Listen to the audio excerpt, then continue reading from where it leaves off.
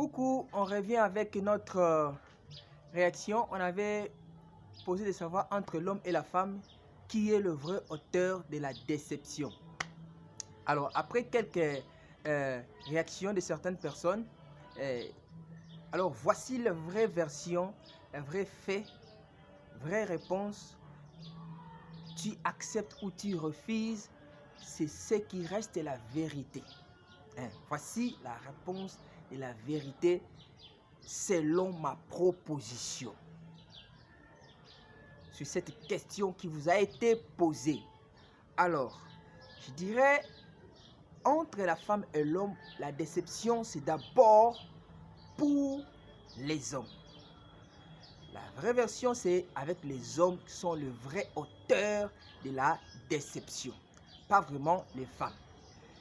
Les femmes, une femme que tu connais peut être autrice de la déception ou pas. Bon, ça dépend, mais ils ne sont pas vraiment beaucoup à cette fait de la déception. Pourquoi?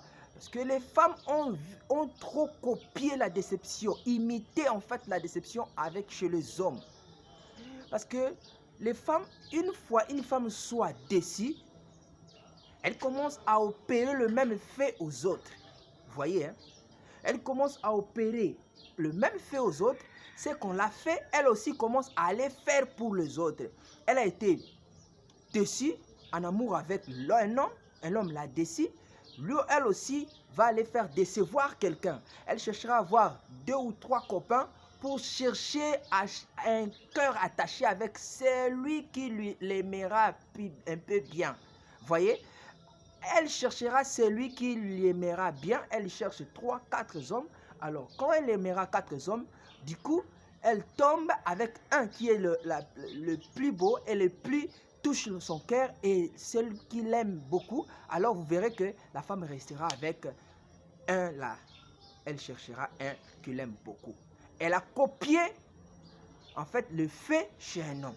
Alors, du côté de l'homme, là, du côté de la femme, elle est imitatrice. Nous, mettons foi, ce n'est pas vraiment la femme, mode de femme. Alors, du côté de l'homme, les hommes, la déception est pour eux. Ils sont le vrai auteur de la déception. Il y a un frère qui m'avait dit que c'était les femmes. Là, d'abord, vraiment, moi, je ne suis pas content avec ça. C'est d'abord les hommes. Vu que les hommes engagent les mariages, les hommes qui aiment, les femmes ne nous aiment pas. Il n'y a que cette génération que nous trouvons, la femme commence à... Si la femme t'aime, elle va commencer à te proposer des... Tu comprendras seulement qu'elle a tendance à tomber amoureuse avec toi. Alors toi, tu cèdes, tu l'aimes. Tu vois?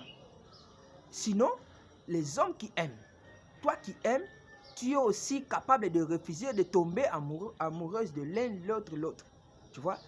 Du coup, un homme avec trois femmes, ça crée déjà des problèmes. Avec 3 concubines, ça crée déjà des problèmes. Tu vas décevoir certains beaucoup rapidement. Parce que tu n'aimeras plus, tu ne te marieras plus avec le 3. Tu vois? C'est tout un problème là. Un homme, c'est pour... Depuis les temps anciens, nos vieux papas avaient de 10 femmes, de 3 femmes, de 4, de 10. La polygamie était autorisée. Il n'y a que Christ, sa vérité, qui a monothéisé le mariage. La vérité qui nous a affranchis alors que nous voulons un homme et une femme, c'est tout. Christ a monothéisé le fait. On devient un avec un. Mais nos pères aimaient 2 femmes, 3 femmes, 4 femmes.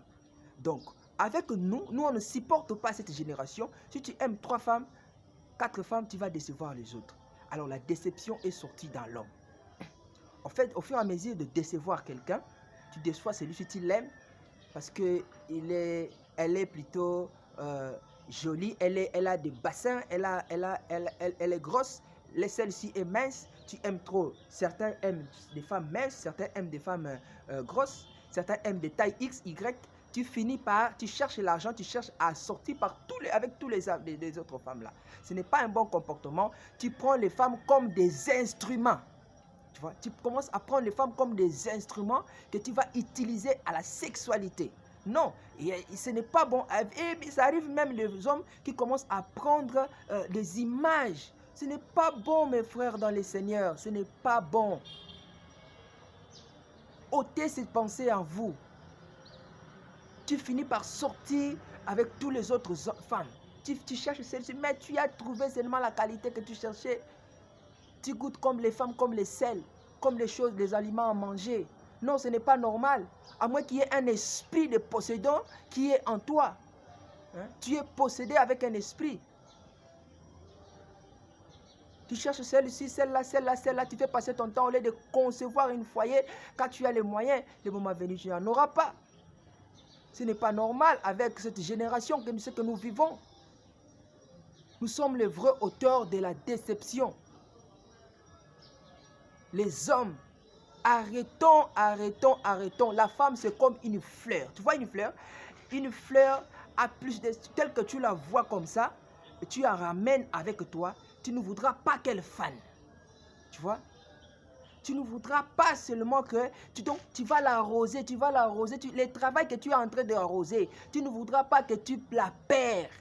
Oh, ça soit vraiment joli tous les jours. Fleuris-la de plus, chéris-la de plus, aimez-la de plus. Que son amour grandisse davantage. Tu l'as trouvée belle aujourd'hui, trouve-la plus belle. Promets-le, la femme aime ça. La femme aime qu'on la dise qu'elle est très jolie aujourd'hui. Demain, tu viens, ah chérie, cette robe-là t'a fait encore plus en plus jolie, plus qu'au jour où nous étions mariés. Jusqu'à la vieillesse, tu la trouves toujours belle, toujours belle, toujours belle. Alors, la femme, c'est une fleur. Arrêtez avec la pensée de dire d'avoir un homme, plusieurs femmes. Là, moi, je vous conseille, c'est un faux. Voilà pourquoi beaucoup tombent dans des problèmes différents pour le concubinage. Le malade commence à sortir, on ferme, et celui-ci, on la ferme avec... ils sont bloqués quelque part, ils sont bloqués, donc il y a des choses bizarres qui sont là. Hein? Je ne sais même pas comment expliquer ça. Comment les gens font ça. Tu sors avec une femme d'autrui, tu es bloqué. Tu imagines. Des choses pareilles, c'est Dieu qui les permet. Pourquoi? Parce qu'une génération qui est maudite mérite ça. Ne sois pas un homme pareil. Si tu aimes, chéris-la. Si tu aimes, elle est une fleur devant toi. Et trouve-la toujours jolie, toujours belle. 10 jours, on la demain. C'est la part de ce que Dieu t'a donné. Ne sois pas objet de la déception, mes frères bien-aimés dans le Seigneur. Revoyons-nous demain pour continuer notre programme dans l'éligibilité au droit du mariage. Demain, nous allons parler du 6e point qui est très important pour toi. Ça te bénira, tu auras un bon foyer. Ça, cet enseignement, c'est pour un but de te créer un bon foyer. Merci, que Dieu vous bénisse.